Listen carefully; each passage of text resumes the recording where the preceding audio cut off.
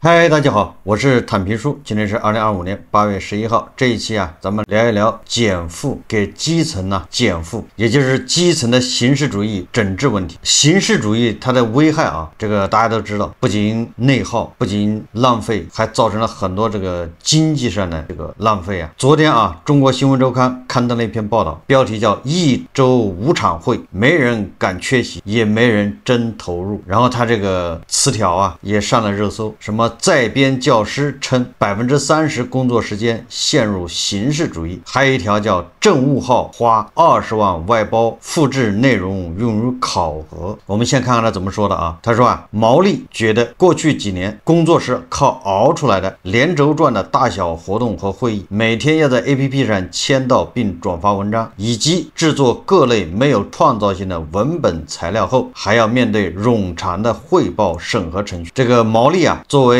沿海某市一所高校的在编老师，入职5年来，毛利发现30%的工作时间会陷入无意义的形式主义中。毛利的感受并非孤立，这是困扰基层干部许久的形式主义，也是近几年来国家一直在整治的问题。8月6号有关部门印发《整治形式主义为基层减负若干规定》，提出切实精简文件，严格精简会议，统筹规范督查检查考核，规范借调干部，规范政务移动互联网应用程序管理，规范明晰基层权责，规范创建示范和达标活动等7个方面要求。光这么泛泛的说没有用然后这个文件还进一步的具体的进行规定，比如说年度实际发文数量只减不增，地方和部门文件一般不超过5000字，部署专项工作或者具体任务的文件一般不超过4000字，不向县及以下单位借调干部，现有多个政务应用程序到基层的，应当逐步清理、压减、整合等。多名受访基层干部对中国新闻周刊表示，若干规定的印发肯定会给工作带来减负效果。亦有受访者称，自己的部分工作内容已逐步调整。正如若干规定所说，形式主义、官僚主义是顽瘴痼疾，必须下大力气坚决纠治。基层是贯彻落实决策部署的最后1公里，不能被形式主义、官僚主义束缚手脚。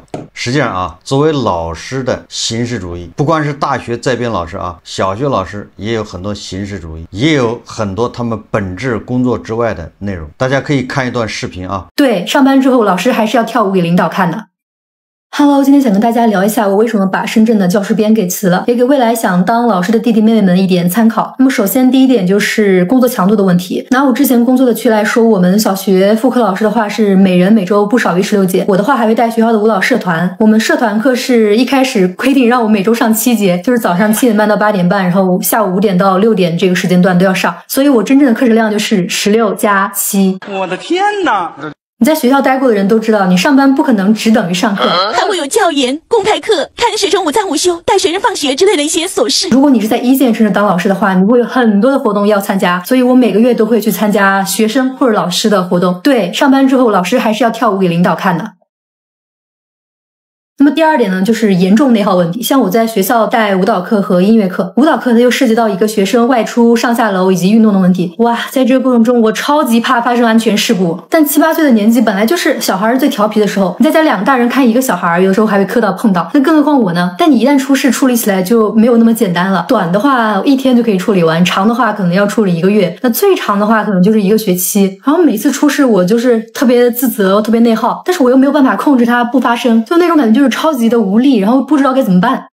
好，第3点是这个工作的灵活度非常的差，你谁也不能保证我每次生病家里出事都只发生在寒暑假，你平时完全没事儿。前2年我奶奶去世的时候，领导说只给3天假，要不然课调不开，没人来上课。但我家离深圳真的很远，我来回路上都要2天了，再加上那个时候是口罩时期，我回来之后还要什么隔离，所以3天是肯定不够的。所以最后是怎么处理的呢？就是不让我回去了，然后还跟我说某某同事的父亲住院了，他也没回去，这是一个很值得宣扬的事吗？你说什么？然后这个事情之后，我就仔细思考了一下，我现在父母还年年轻，就他们可以照顾好自己。那以后呢？我自己发烧生病38度还没退烧的时候就过来上班了，因为我只能调开1天的课。我觉得工作是为了更好的生活。那我参加工作以后，连自己的健康以及最基本的子女义务都很难完成的时候，这份工作意义又在哪里呢？如果说家里的经济情况很困难，还可以为了现实去忍耐一下，但是有没有这份工资对我的生活水平都造不成任何影响，那我为什么要继续去做它呢？你没事吧？最后我回想一下，老师的日常工作其实就是挑别人的错，治别人的懒。尤其是我还带低年级的孩子，我更得说话直接一点，要不然小孩有的时候他理解不了你的意思。但这样下来就让我养成了非常不好的职业习惯，然后我把这个职业习惯带到我的生活里来了。就首先呢，我说话变得挺冲的，然后对家人耐心大幅度下降，还变得有点抠门。以上都是我工作之后我妈妈对我的评价，但这样时间久了是非常不利于家庭和婚姻幸福的。那这一点呢，从我们学校中层领导的婚姻状况就能看得出来。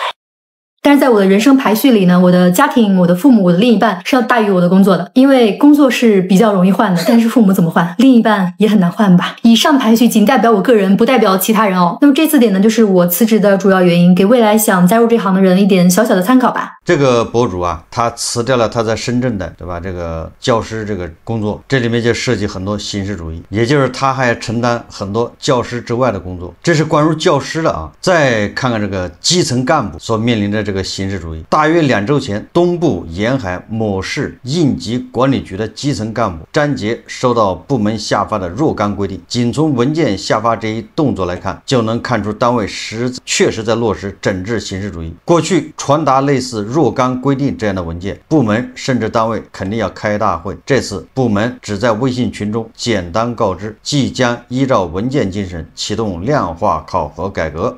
这场改革将实打实减少张杰的工作量。他的日常工作曾经是有部分量化内容，每周2次基层走访，每日政务号更新。此外，还有一定数量的内部安全文档整理等，每项都被要求严格留痕。基层走访要拍照并发微信群，回来要写报告。政务号更新的内容是复制其他号的，只求完成任务。如今，基层走访量的硬性要求被取消，政务号更新则改为无视不报，强调内容真实必要，不再盲目追求数量。与张杰类似，在西南地区某人力资源社会保障局工作的曾希，1个月前得知部门将按若干规定调整考核。此前，他的工作与当地月度就业率挂钩，还要兼顾创业指导、见习、基地考察、职业培训等任务。每月的数据压力之下，他甚至动员亲属填写虚假创业材料，以确保考核达标。如今就业率考核改为按年度计算，他的压力有所缓解，单位的人事安排也有所变化。2021年，他所在的部门从基层借调2名专职内宣人员，后者要兼顾2个单位的工作，却既无编制也难晋升，收入与曾希单位的年平均工资差距近万元。若干规定，此次明确上级机关单位原则上不得从县级及以下单位借调干部，不得以工作专班、跟班学习、交流锻炼的名义变相借调干部。曾希所在的单位正在讨论要增加编制，正式调任2位借调人员。另一个是若干规定下发后得到缓解的事项是督查检查的次数。在浙江工作的基层干部李怡回忆2023年之前，上级常常突击检查台站，要求他们提供任务清单和执行材料，由于材料分散，他常常需要补录或临时摆拍。一次季度督查中，他因缺少某街道食品安全巡查档案，不得不连夜和同事赶赴街道重演流程，请店主配合签字拍照。若干规定强调了不得向同一地方反复安排督查检查事项，以及每个省全年平均每月接受中央和国家机关部门实地督查检查考核不超过规定次数。如今李怡感到台站检查的频率已明显降低，他从领导处得知，未来此次检查可能仅保留每年1次。在长期观察基层治理的华南理工大学政府绩效评价中心主任郑方辉看来，过去基层干部确实会感觉到有的事情不应该由他们做，或者考核不合理，但因为没有制度手段，不明晰边界，若干规定的下发让他们有了拒绝的理由。此外，中南大学公共管理学院副教授陈文琼告诉中国新闻周刊，这场自上而下的改革让相关部门在组织会议、布置工作布置时时会提前考虑是否给基层干部带来不必要的负担。这个礼仪会议啊，那年部门领导明确传达，不再要求在多个微信群重复汇报同一事项，并开始合并清理多个群聊。此后，工作沟通逐渐转向更规范的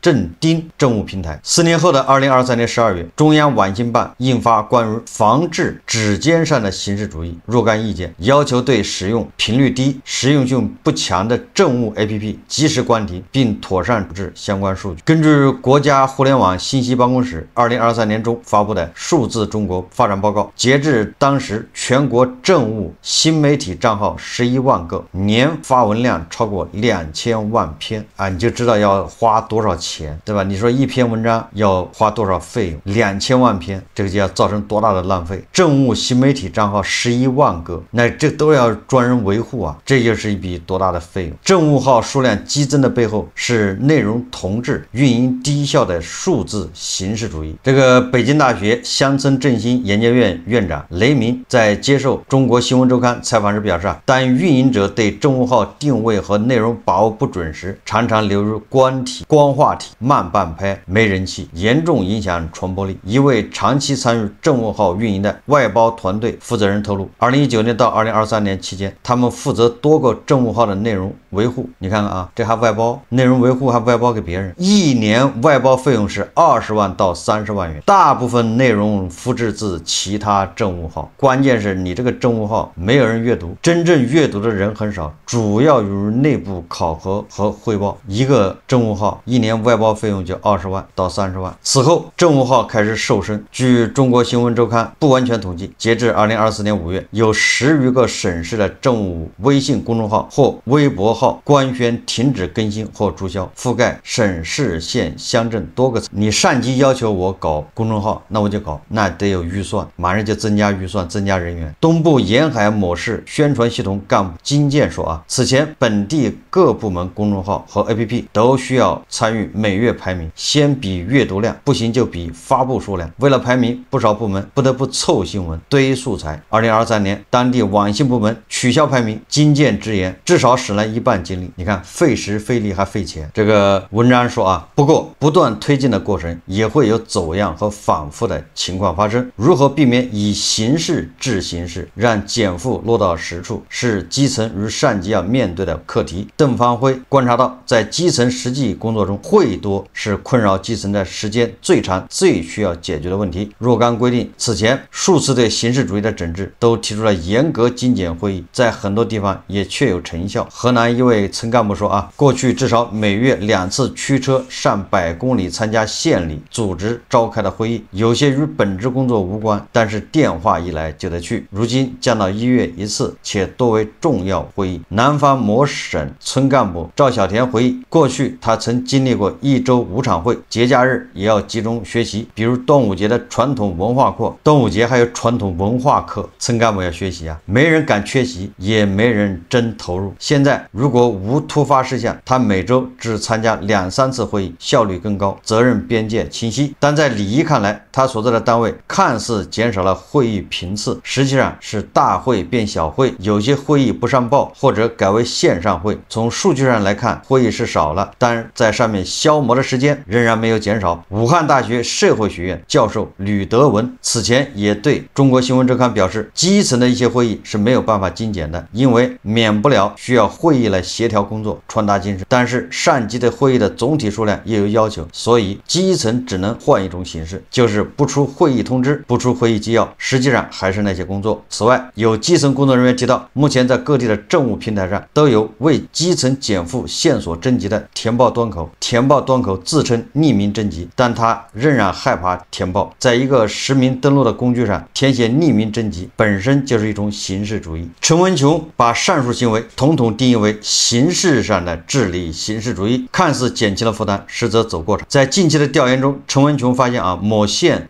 委书记特别重视学习活动，就要求县委组织部牵头，将某项学习任务逐步推进到每个村乡镇，并要求所有干部在学习后现场考试。带来的结果就是当地的基层干部在考试和准备考试过程中耗费大量实务时间。虽然后来为了不增加基层干部的工作负担，这项考试在时间上也有调整，但活动本身并没有取消。可以说，这种形式主义问题整治就是在形式上的。基层想有效整治形式主义，需要先理解形式主义是如何形成的。陈文琼指出他说基层面临的工作任务目标与实际情况有偏差，但又担心被问责，所以不敢纠正，只能硬着头皮去应付。吕德文也提到，基层的形式主义问题之所以严重，一个关键原因在于基层工作丧失了自主性。过去基层可以自己调配每一项工作的轻重缓急，但是上级部门把下面的时间都精细化安排好了以后，基层反而没有了自己调配空间。如果完不成任务，只能用形式主义方式去应对。郑方辉举了这样一个例子，在南方一些不富裕的村内，党支部书记、村长所担负的工作任务通常是长线的，比如为村民产品找销售渠道，工作很难在短时间内量化，可每隔一段时间上级就要下来考察，反而会打乱基层干部的节奏，让其丧失工作积极性。所以他觉得要想从源头上解决形式主义的问题，还是需要先减少基层的压力，其次减少自上而下的干预，赋予基层更多的自主权利。陈文琼也提到，明确基层职权后，基层才能不再受困于上下级下派的部分不明晰任务，形式主义问题才可能逐渐好转。这个是这个中国新闻周刊关于形式主义治理、关于基层的这个浪费内耗这么一个报道。为什么要聊这个呢？实际上大家仔细把这个中国新闻周刊它的报道看完之后你就会发现治理形式主义最终还是流入形式。如果大家打开这个课本或者历史书，或者是对吧翻一翻过去的报道，关于整理关于这个整顿治理形式主义，那年年都有。为什么治到现在形式主义越来越严重呢？越治越严重，这本身就是问题。用形式主义来治理形式主义，这就是问题出在哪儿？这个文商会海，对吧？这个也不是新问题。首先第一个还是现在政府缺钱，地方财政卖地收入没了，都没钱了，没钱怎么办呢？有两个影响，一是就编外人员，对吧？他养不起了，只能越来越少。过去所有的活都是编外人员干活，对吧？编内人员他就有时间开会，有时间搞形式主义，所以形式主义这矛盾就没那么突出那现在编外人员减少了，这些编内的人正式职工他就多少他就干活了，他一干活，那原来的会还有那么多，他就受不了了，这个矛盾他就逐渐。第二个，对吧？因为这个政府缺钱，费用少，过去开会形式主义，大家都能解决问题，就至少大家有点好处，从中能渔利，所以这个问题也就不突出了。现在因为缺钱，对吧？汇报就变成真实汇报，对吧？以往这个经济条件好的时候，开会汇报，那有的时候它就变成一个变相的叫什么旅游，对吧？这就是大家简单理解，就是开会汇报那都是福利，开神仙会嘛，对吧？去哪儿开？去那个酒店宾馆，对吧？风景名胜的，上午开会，下午旅游，或者是上午旅游，下午开会，或者是白天开会，晚上旅游。这个大家都应该是见怪不怪吧？这种会你要开起来矛盾就是，对吧？这种会才叫形式主义，但是大家都不抵制，对吧？都愿意开这样的会，但是现在没钱了，这样的会开不了了，所以现在开会那真的是叫开会，那大家怨言当然就多了。所以说来说去这都是缺钱闹的。我再举个例子我在新闻上，对吧？咱们报道上看到，有的一个村或者一个街道下面一个居委会，一年打印复印材料就要几万块。这个大家也知道一旦有几万块的费用发生，对吧？你只要有钱从手上过，那是不是叫验过就要拔毛？你一年要花10万块钱的这个材料复印费，那至少中间有8万，对吧？是进了这个相关人的口袋。有这样的事情，那大家怨言就少，因为我打印材料，我复印材料，我还能赚钱，对吧？我写材料我赚钱。但现在这种费用肯定卡掉了，没钱呢，没钱你让我再写材料，那再复印没好处，那当然怨言就出来了。所以大家就对这个文商会海，对这个就是这种不停的汇报，对吧？各种汇报，大家就有意见了。没有过去很和谐，因为有这样的汇报才有钱赚呢。一个居委会他要应对上面不同的部门，对吧？不同的部门做不同的口径，需要这个居委会去做统计报表，去汇报等等同样一件事情，对吧？他要把它说成十来种的格式，对吧？像10多个部门去汇报，类似这样的事吧。而且现在治理很多事情它不是一个部门说了算，所以动不动就联合，对吧？好几个部门联合起来成立一个工作组。那你这个基层单位不仅要应对原来的那个部门，你还应对工作组，这样的工作组呢是越来越多，对吧？遇到一个事情就搞一个工作组，遇到事情搞个工作组，最后我看过报道，有的这个居委会基层干部的那个工作群达到了300-400个，实际上来来回回就那么点事。这个形式主义能不能根治呢？实际上形式主义是根治不了的。如果能根治，那它也不会会成为现在的问题。原因比较简单啊，就因为搞形式主义，大家有好，大家有利益。如果没有这些形式主义啊，工作都是那么简单透明、一目了然，那大家哪儿有好处呢？这个形式主义啊，实际上反映两个问题，一个就是这些体制内的人呢，工作能力有限，效率低，本身就低啊，他也需要自己啊显得很忙，看上去很忙，实际上他不忙，或者就是瞎忙。反正我一个月干这么多事情，对吧？工资和收入待遇是这样的，我多干2倍的事情，或者我干得快了，我效率高了，也是这么多待遇。那你想想，他为什么那么着急呢？他为什么要提高效率呢？提高效率就意味着自己干的事情多了，干的事情多了，到时候犯的错误就反而不好，对吧？一件事情2天能干完的，最好是拖1个月干完，对吧？也就是啊，这种机制啊，导致他们工作效率低。即便这样，他还不想干，所以就会有借调啊。什么叫借调啊？为什么要借调呢？就是这个部门啊，它的预算有限呢，完了这个部门的这点预算够我们几个人分，大家想办法从里面得点好处，但是活还得干呢，那怎么办呢？所以他就像下级部门叫借调。借调什么意思？我不给你钱，对吧？是我的预算不给你花，然后你得给我支援2个人来给我干活，不就这事吗？哎，你跟下级部门要人借调，那下级部门他就跟他的下级部门借调，对吧？你跟我这借调2个，我跟